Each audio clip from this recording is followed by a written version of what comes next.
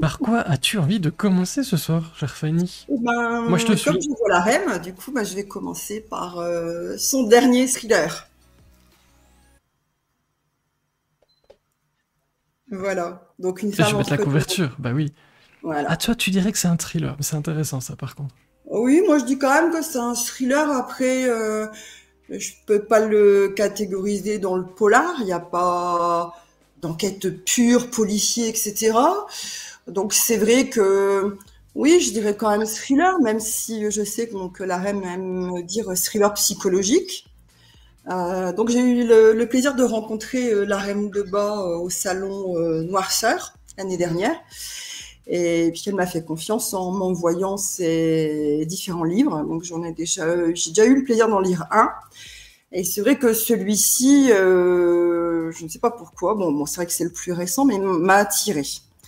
Et j'ai vu vraiment une évolution par rapport à celui que j'avais lu dans l'écriture de l'auteur. Et puis, de par les discussions que j'ai déjà eues avec la REM, en fait, pour moi, c'est une auteure qui est très investie. Alors, elle a fort envie d'écrire, oui, mais elle a fort envie aussi d'avoir des retours des lecteurs. Et on sent qu'elle écrit pour nous. Ça se sent réellement. On voit, bon, tous les auteurs, j'espère, ont le plaisir d'écrire. Mais pour moi, elle a ce truc, elle écrit pour nous. Elle écrit pas que pour elle. Je sais que bon, elle écrit pour elle pour diverses raisons, mais moi, je sens qu'elle écrit pour nous. Elle cherche vraiment à nous toucher par n'importe quelle façon, puisque dans Une femme entre deux mondes, elle traite d'un sujet important qui est la mort. La mort, puisque son héroïne principale, qui s'appelle Margot, a repris l'entreprise de pompes funèbres de ses parents, qui eux sont plus loin aussi. Et donc, dedans, il s'agit de sa vie à elle, les difficultés qu'elle rencontre de par son métier. Donc déjà, on côtoie pardon, la mort par rapport au métier de thanatopracteur. Ensuite, il y a le petit côté un peu amusant. Bon, il y a une maison de retraite juste à côté des pompes funèbres, donc c'est sûr que ça peut donner des idées à certaines personnes. C'est la petite touche, bon, on va dire humoristique peut-être, ou pas. Ça dépend le point de vue. Donc après, c'est vrai elle aborde avec des personnages qu'on trouve touchants, des personnages différents. Le sujet comme je disais, de la mort, puisqu'à un moment donné, on parle aussi du suicide d'une adolescente. Et ce que j'ai aimé dans ce livre, c'est qu'elle a su, pour moi, se mettre à la place des différents protagoniste en fait, se mettre à la place de la jeune femme qui est thanatopractrice, après se mettre à la place du papa et de la maman qui ont perdu une adolescente, donc vraiment un couple détruit complètement. Donc d'ailleurs c'est une question qui lui sera posée tout à l'heure, comment elle a Ah, su se tu la place. divulgaches les questions, j'y crois pas. Ah oui c'est vrai, elle va le Et du coup, savoir, et elle, alors, sans doute, non, mais pour elle que va je se... vous explique, elle est en coulisses, donc elle nous entend, elle est en Oui, train de noter les réponses qu'elle va pouvoir donner en même temps. Mais ça, c'est non, brillant. Salut Guétank, oui. bienvenue Bon, sur ce live. je vais devoir J'espère que tu copier, vas c'est bien. ça? Je Non, vais pas devoir du tout. copier. Mais non, je te charrie. Mais elle est contente de connaître tes questions à l'avance. Donc voilà. Donc c'est ça que j'ai aimé chez elle en fait, c'est qu'elle a su vraiment se mettre à la place de différentes personnes, aussi bien la directrice de la maison de retraite par exemple. Et c'est vrai qu'on se pose beaucoup de questions puisque il y a plusieurs morts, aussi bien la maison de retraite que ce suicide, que d'autres, et on se pose des questions. Et puis un personnage en particulier, dont je ne vais pas tout dévoiler non plus, se pose des questions, commence à trouver qu'il y a quelque chose de peut-être pas tout à fait naturel ou etc. Et petit à petit, donc on avance dans l'histoire. Certains personnages se lient alors que à la base ils se connaissent pas vraiment et n'ont pas vraiment de points communs. Donc certains personnages se lient par besoin professionnel ou par liens qui deviennent plus personnels. Et donc on se pose des questions quand même. Je me suis vraiment demandé un moment. Bon après on devine quand même. On devine puisqu'elle nous distille des petits indices pour nous aiguiller quand même vers le final. Et on se pose la question quand même de savoir qui s'amuse, parce que la personne s'amuse quelque part, même si ce sont des morts bien tristes et les raisons sont tristes aussi. Donc voilà, elle a su m'emmener. Et j'ai vraiment apprécié son dernier thriller. Elle le sait de toute façon. Son livre, La Personne, plutôt très bien. Et puis, restez avec nous, puisque la REM nous rejoint juste après.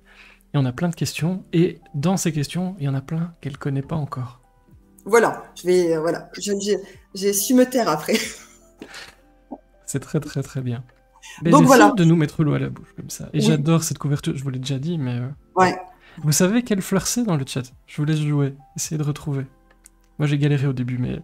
Je le dirai pas. Voilà. Je sais, mais On vous donne la réponse après. Donc je sais, justement... Ouais, Dis-moi. je sais que pour elle, les couvertures sont très très importantes. On en a discuté, mais elle vous le confirmera tout à l'heure. Alors Gaëtan demande, donnez-vous des conseils aux écrivains débutants pendant votre live. Au passage, j'ai adoré ce livre, j'ai adoré l'ambiance que l'autrice donne. Elle sera ravie d'entendre le commentaire aussi, Gaëtan. Alors oui, on donne plein de conseils, mais plus globalement, vu qu'on accueille ici beaucoup de romanciers, de romancières, des éditeurs, etc., etc., si on est très attentif aux interviews, il y a des tonnes et des tonnes de conseils parce que la plupart viennent expliquer comment ils travaillent, comment ils vont choisir leur sujet, comment ils font leurs recherches, quelles techniques d'écriture ils vont utiliser. Moi, je donne aussi pas mal de pistes parce que j'adore ça, je fais du coaching, etc., donc j'adore faire ça aussi. Donc oui, les lives servent à ça, mais principalement en écoutant les invités. Chacun est différent, chacun travaille différemment, donc il y a plein de choses à venir chercher. Donc je pense que tu es au bon endroit. Et puis ça fait plaisir que tu aies apprécié ce livre, Une femme entre deux mondes. Fanny, est-ce que tu voulais encore dire un mot sur celui-là? Non, je laisse la place à la reine tout à l'heure. Okay. Je ne souhaite pas en dévoiler plus. Lequel veux-tu présenter ensuite? Écoute, je vais parler de la Bresse Brigade de Momalo.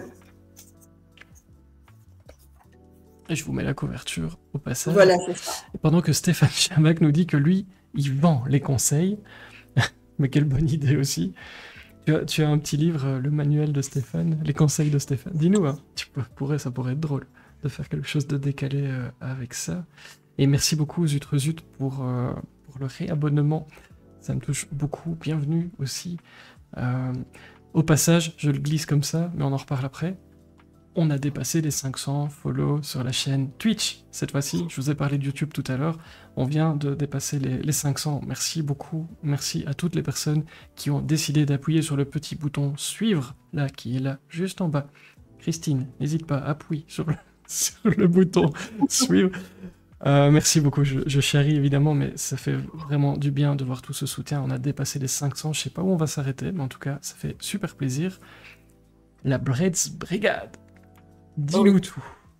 Donc là, je vais vous parler de la Bresse Brigade, le numéro 2. Donc bien sûr, j'ai lu le 1 qui s'appelait Bienvenue chez les Corrigans. Donc on découvre ce trio de femmes dans la famille Corrigan en fait, qui sont à Saint-Malo, donc département du Finistère et région de Bretagne. Donc c'est ce qu'on appelle dans la tendance le cozy mystery ou le murder mystery. Donc c'est vrai que j'ai découvert ce courant l'année dernière avec Bretzel et beurre salé de Margot et Jean Lemoyle.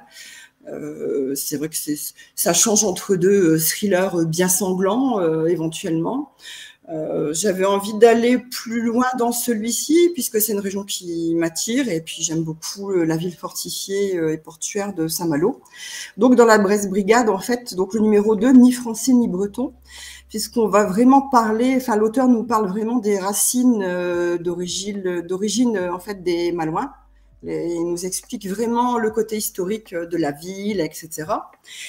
Et donc, la Bresse Brigade, en fait, c'est un trio de femmes. Donc, le personnage qui est central pour moi, c'est Maggie Corrigan, qui est la doyenne, la grand-mère, qui dirige une pension, en fait, un hôtel, et qui, le soir, se transforme en bistrot, tout simplement, bien qu'elle n'ait pas encore la licence 4.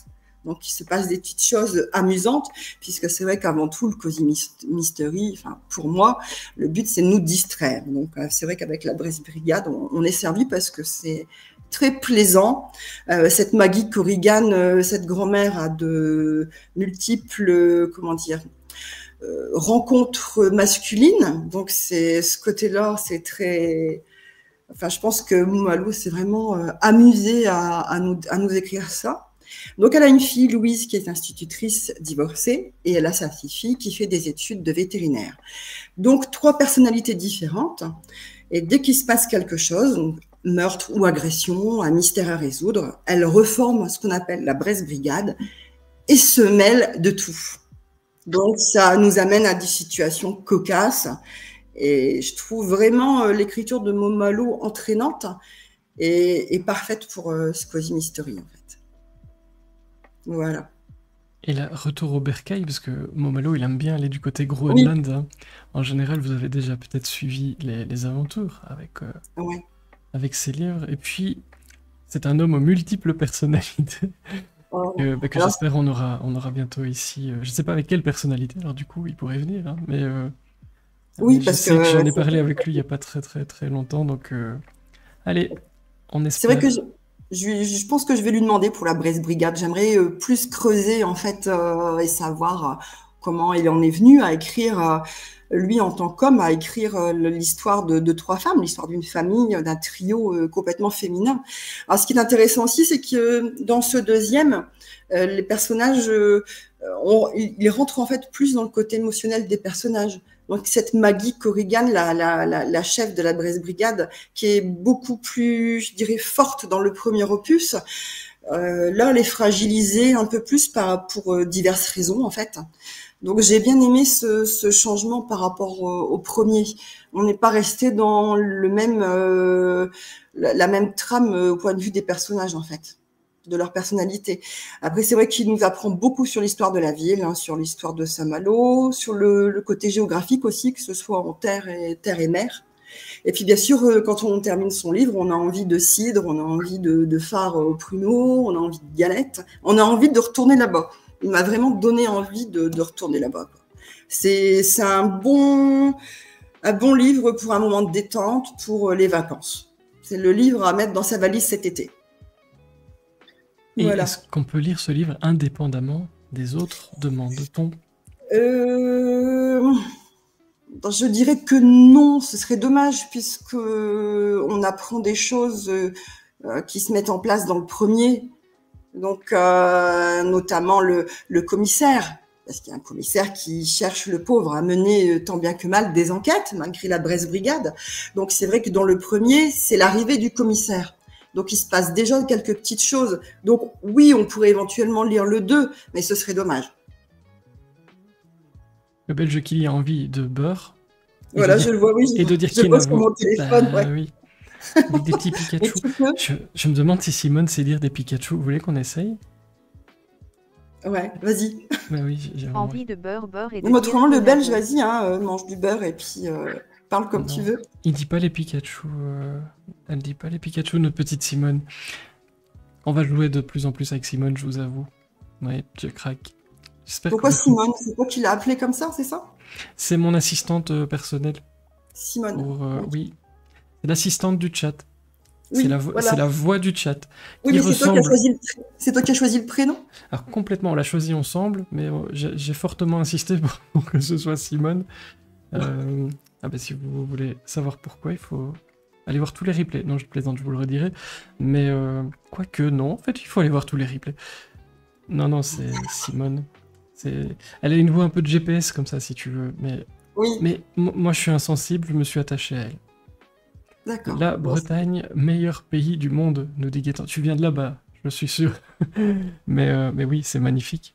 Il y a des salons, Fanny, en Bretagne. Oui, hein. Il y a quoi comme salon en Bretagne ? Je ne sais pas trop. Côté salon, je me demande si à Vannes, justement, il n'y a pas eu un salon dernièrement. Et après, il y a la cigogne noire, mais on n'est pas encore tout à fait en Bretagne, je ne sais plus du tout. Normandie. La cigogne noire. Normandie encore. Normandie, c'est ça. Ouais. Hein. Donc, mais je pense qu'il y en a eu un à Vannes dernièrement, mais c'est vrai qu'il faudrait que je me penche un peu. Je vais creuser cette histoire. J'aimerais bien aller en Bretagne dans le salon du livre. Quand j'aurai terminé de travailler sur le prochain livre, je vais essayer de voir s'il y a des salons en Bretagne. Là, je viendrai vous dire bonjour. Ça fait longtemps. Je ne suis jamais venu en Bretagne pour des salons. On va affréter un bus. Comme ça, on ira à Saint-Malo. Ah bah avec plaisir, ça peut Voilà. être... Et vous aimez bien dans le chat, quand quelque chose se passe comme ça, d'une manière très localisée, ici, voilà, on est Bretagne, Saint-Malo, ça vous plaît ça de découvrir ou de vivre ce que vous connaissez déjà, pour ceux qui connaissent déjà? Vous aimez quand ça se passe dans le monde réel, près de chez vous, ou un peu plus loin de chez vous? Ça m'intéresse beaucoup, en tout cas, j'ai l'impression que c'est un petit coup de cœur pour toi, t'as passé un bon moment en tout cas. Oui, voilà, c'est vrai. C'est le livre à prendre pour passer vraiment un bon moment. On sait qu'on va s'amuser C'est et super puis avant l'été ça en fait.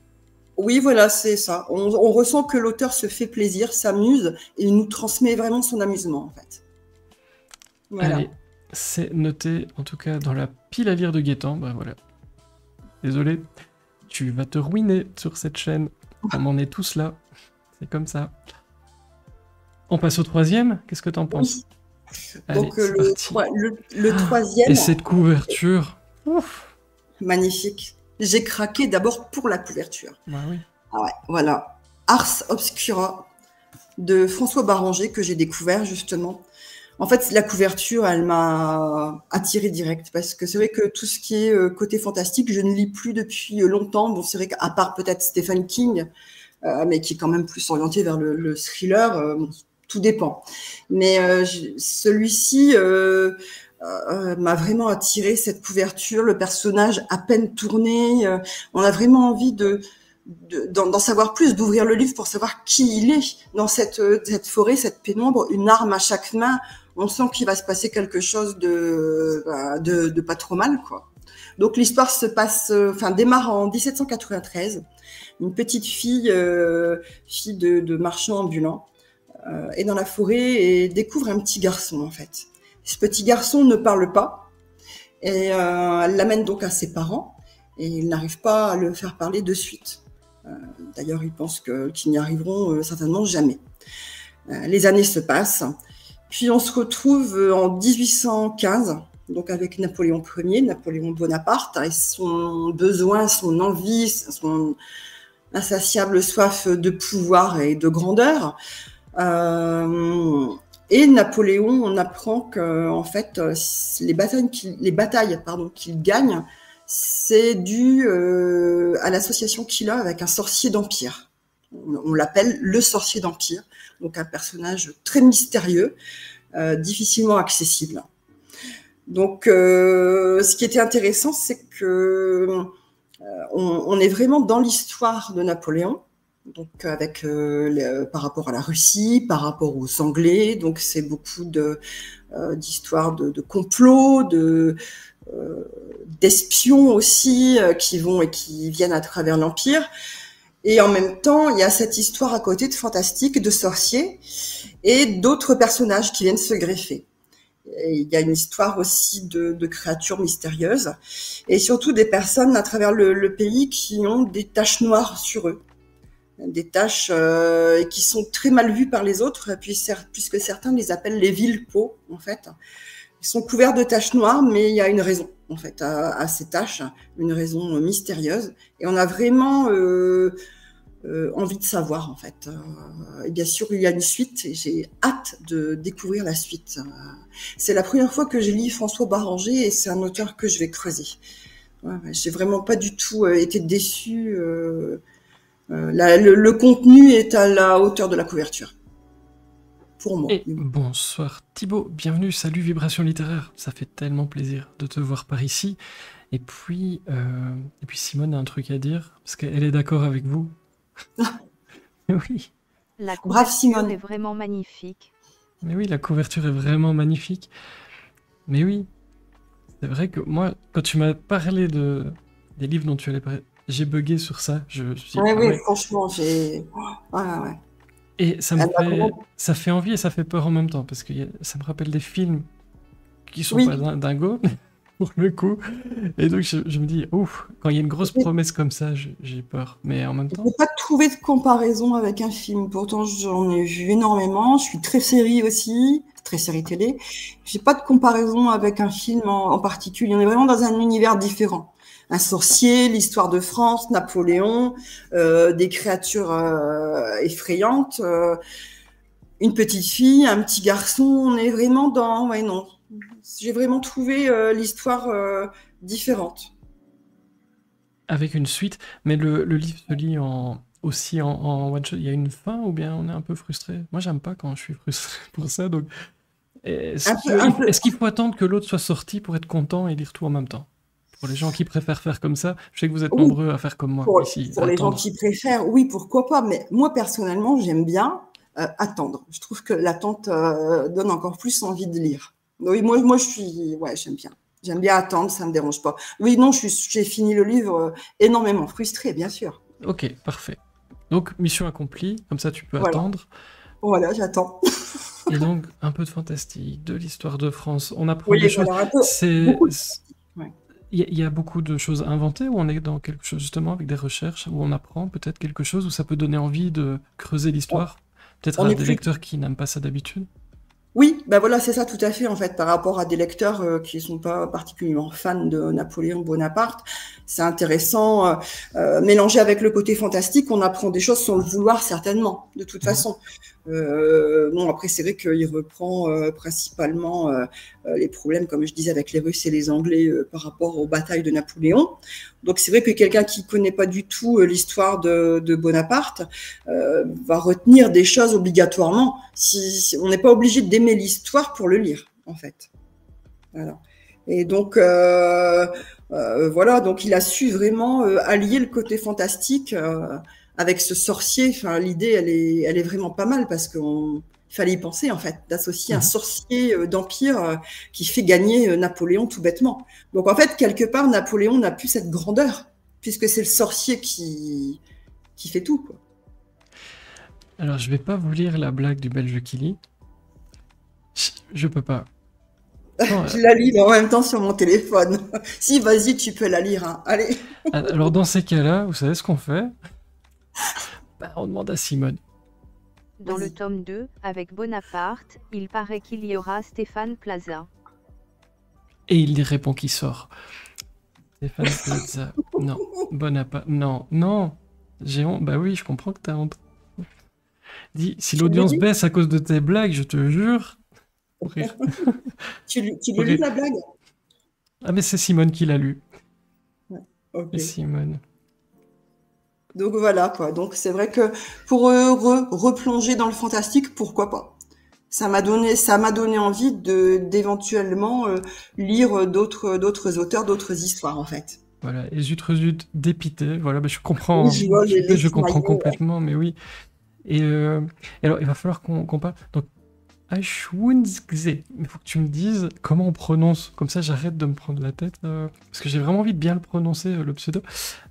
Qui vient de lire le résumé. Et cela donne très, très envie de lire. Moi, je ne connaissais pas François Barranger. C'est un auteur français, de ce que je Oui, vois. Oui. c'est vrai que je Ok. devrais creuser peut-être un peu plus sa bio. Après, je sais qu'il a réalisé beaucoup de couvertures, notamment pour des livres d'H.P. Lovecraft. C'est ce que j'ai vu dans sa bio, en fait. Vous pouvez, enfin, si vous allez sur son compte, vous le verrez souvent avec des tableaux, des dessins. On sent que le fantastique, c'est un monde dans lequel il est à l'aise et il baigne dedans, en fait. Oui, et puis c'est un super cocktail, hein, de l'histoire avec la touche fantastique. Comme tu dis, c'est un personnage, à mon avis, Oui, qui doit valoir le détour et qui... oui, Allez, surtout que Johnny Depp, est-ce qu'il est dispo pour nous faire ça? je sais pas, je vais l'appeler. Je l'appelle après, je te dirai. Moi, oui, c'est ça. C'est surtout que il n'y a pas de précédent, quoi, en fait. Ça m'a amené à rien d'autre, en fait. C'est ça. Donc, Mhm. je pense que c'est une belle réussite de l'auteur. Ce n'est pas son Ex- premier, hein, justement. Non? Ok, bon, Non. on va aller creuser ça, évidemment. Merci beaucoup pour ces conseils. Et puisque tu es là, ben, j'en profite. J'ai fait ça à Thibaut la semaine dernière, mais j'en profite. Merci infiniment, je le dis chaque fois, mais c'est encore plus drôle quand vous êtes en live avec moi, pile à ce moment-là. Merci beaucoup pour ton aide, pour préparer toutes les interviews qu'on fait ben, le jeudi comme ça. Que serais-je sans vous, sans toutes les personnes qui m'aident pour les questions, pour pousser les auteurs aussi à nous en révéler un peu plus sur leur univers. Oui, c'est important. Et donc, merci infiniment de faire partie de cette aventure. C'est un vrai plaisir. Merci à toi, c'est un plaisir aussi. Que serions-nous sans toi? J'espère la même chose, peu de choses près, mais j'espère. En tout cas, c'est un vrai plaisir, donc je voulais te remercier. Je le fais en dehors, mais je le fais en live aussi. Je vous ai dit, ici, on est open bar sur les coulisses, hein, donc voilà, j'ai des gens merveilleux autour de moi qui nous font passer ces soirées aussi. Le jeudi, on leur doit. Et voilà, je rate jamais une occasion de vous le dire, même si c'est à distance, tu vois. je voulais encore te remercier. 3 lectures. Une femme entre deux mondes de la Reine de Bas, Ars Obscura, sorcier d'Empire de François Baranger, et la Breitz Brigade 2, ni français ni breton, de Momalo. Bah, ça en fait des conseils de lecture juste avant l'été, sur les plages ou en dehors. À très bientôt, je pense que le mois prochain peut-être, je ne sais plus ce qu'on a dit. Je ne sais plus, il faut que je vois. Voilà, on en reparle. Et à donc, bientôt. Il y a une certaine Christine, là, tu nous tiens au courant. Hein. Oui, il faut qu'on bloque sur l'agenda. Ça va se faire. J'ai une très bonne mémoire, j'avais pas oublié. Hein. Elle est très enthousiaste. Ah, mais ça me fait plaisir. Non, en fait, elle a un peu peur, mais je lui ai dit que ça se passait très bien, que tu mordais pas, en fait. Ah, ça dépend. Non, oui, mais non, faut pas lui dire. Mais chut. Non. Présente, mais oui, Christine. Christine, on a hâte, vraiment, et tout se passera bien, je te le promets. Tous les gens présents ici vont te le dire dans le chat. Il ne peut rien t'arriver. Et regarde, est-ce que quelqu'un qui a un bic comme ça peut être méchant et faire des mauvaises questions? Jamais. Tu vois, jamais. Regarde comme il est mignon. Non. Donc tu ne crains rien. Merci beaucoup, Fanny. Je te laisse profiter de la soirée avec nous. Merci à tous de votre écoute. Et nous, on va accueillir la reine. Si elle est prête, je vais lui demander avant. On va remettre sa couverture avant. Qu'est-ce que vous en pensez? Hop. Vous avez vu, prouesse technique incroyable. Allez, c'est toi qui raccroche, Fanny. Ça marche. On joue à ça.